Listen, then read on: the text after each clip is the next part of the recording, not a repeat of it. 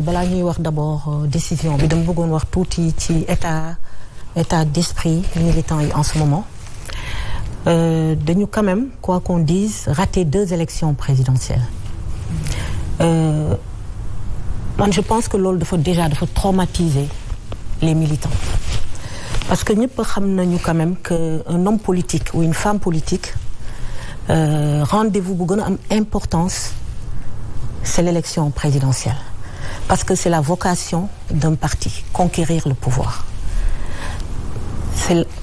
En février, on a vu les autres partis conquérir PDS toog wala jàppale. Donc déjà ñun dañu dund loo xam ni dafa metti militants yi dañu nekk sous le choc pour l'instant.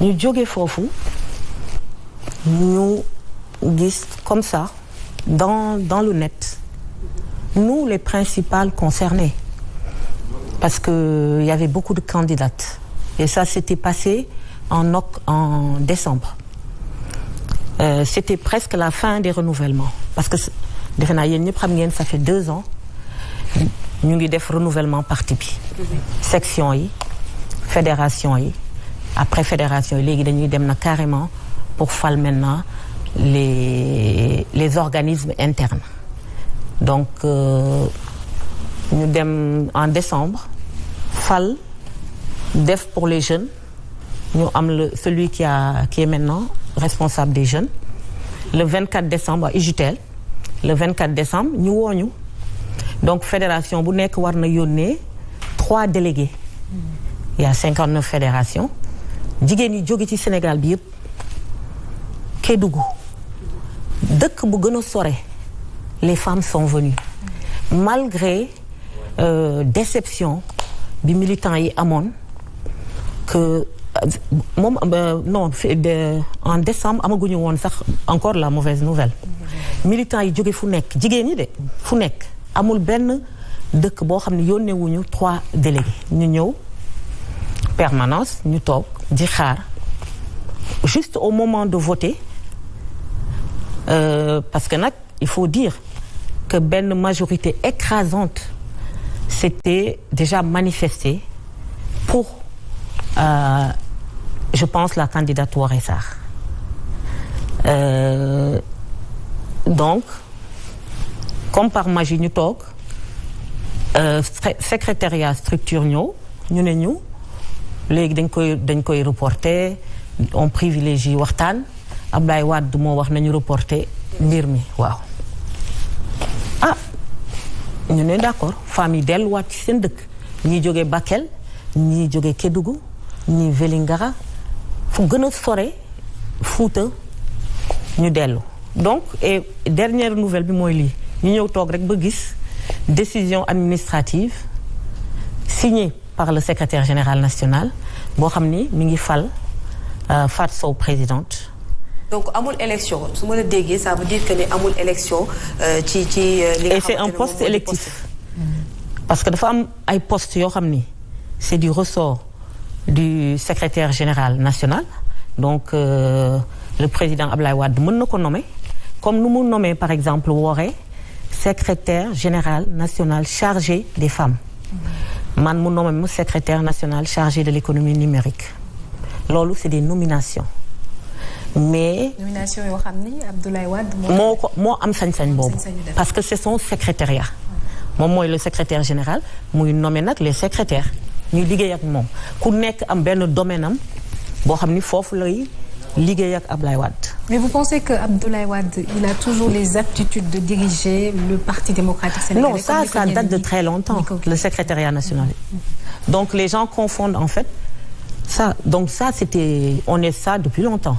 Mais léegi nii Abdoulaye Wade man bi ma gisee décision bi je me suis dit non, ça peut pas être Abdoulaye Wade. Non.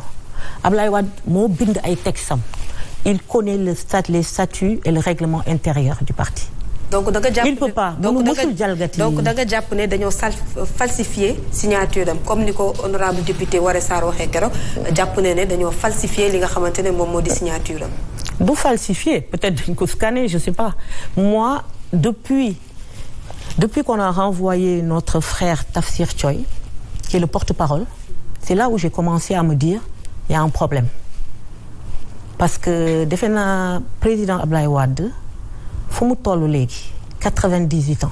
oui. defe naa gis ngeen dernière photo yu ñu wone defe naa nekkul ci foo xam ne dafa bëgg a tasaare njaboot bi non moom su dajalewul njaboot bi en ce moment mënul dàq. Comment on peut aller à une élection présidentielle pour la deuxième fois amuñu candidat et au lendemain de cette élection on renvoie des gens c'est pas possible. Et la faute à qui? C'est-à-dire? La faute à qui?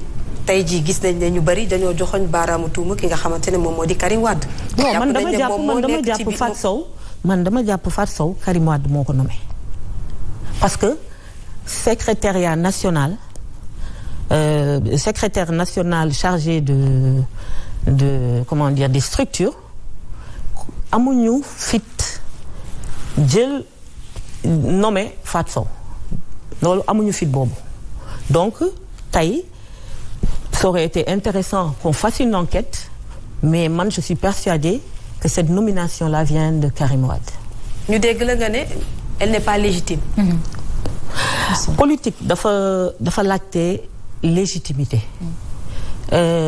loolu moo tax soo xoolee politicien poste électif moo ko gënal nomination parce que loolu moo lay may légitimité Ablaye Wade mën na la nommer lu ko neex mais tant que ñi nga sam ay morom suñ la élirul day am lu des xam nga en venant je vous ai donné 2 titres secrétaire national chargé de l'économie numérique boobu dañ ma ko nommé mais man liñ ma élire mooy secrétaire général fédération Dakar Plateau loolu sama ay mbokk fédération ñu nekk ci arrondissement Dakar Plateau ñoom ñëpp ñoo toog tànn ma pour ma nekk seen secrétaire général donc tey soo waxee légitimité Fatou Sow mënul sax balaa ñuy wax sax waxu légitimité ñun mënuñu ko considérer comme présidente. Pourquoi? Parce que kenn duñu éliral suñu présidente. ñun jigéenu Dakar PDS. léegi même bu fekkee ni Ablaye Wade. même bu fekkee ni Karim Wade moo ko nommé. non waxuma la sax Karim Wade mëni la Ablaye Wade. ci boppam. mënuñu nommer mënul nommer suñu présidente. musu ko def parce que dafa xam les statuts et le règlement intérieur dafa xam quels sont les postes yoo xam ni moom am na prérogative nommer ko mu xam ay postes yoo xam ni man tey Ablaye Wade mënuma dindi comme secrétaire général fédération Dakar Plateau mënu ko. Par contre su ko neexee mën na ma dindi comme chargé de l'économie numérique parce que moo ma nommé. mais loo xam ni population yi ñoo ko nommé loolu kenn amul sañ-sañ di ko dindi su dul population yi. mais tey lan mooy problème bi biir parti démocratique sénégalais. donc tey Woré Sarr. tey ñun dañu indil Fatou Sow ñu ne Fatou Sow mooy présidente des femmes mais man loolu du ma sax waxu légitimité parce que xam nga légitimité sax mooy peut-être demoon na élection ñu jalgati.